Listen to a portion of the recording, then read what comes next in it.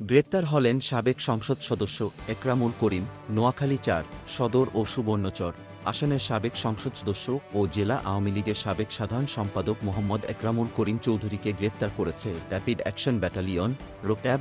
মঙ্গলবার ১ অক্টোবর রাতে চট্টগ্রাম মহানগরীর খুলশী থেকে তাকে গ্রেপ্তার করা হয়। র্যাপিড অ্যাকশন ব্যাটালিয়নের আইন ও গণমাধ্যম শাখা থেকে এই তথ্য নিশ্চিত করা হয়েছে।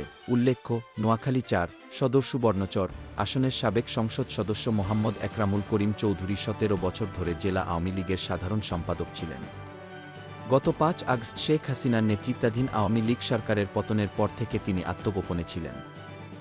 ৪বারের এমপি একরামুল গত ১৫ বছরে নানা অনিয়ম ও দুর্নীতি করে বিপুল অর্থসম্পদের মালিক হয়েছেন বলে অভিযোগ রয়েছে। আওয়ামী লীগ সরকারের আমলে নোয়াখালীর কবিরহাট ও সুবর্ণচরের বেশিরভাগ জনপ্রতিনিধি ছিলেন একরামুল করিম চৌধুরীর আত্মীয়। তার স্ত্রী কামরুন নাহার শিউলি কবিরহাট উপজেলার চেয়ারম্যান ছিলেন। তার ছেলে আতাহার ইসরাক শাবাব চৌধুরী সুবর্ণচর উপজেলা পরিষদের চেয়ারম্যান হন। সবশেষ উপজেলা নির্বাচনে। ডেস্ক রিপোর্ট, বিই নিউজ।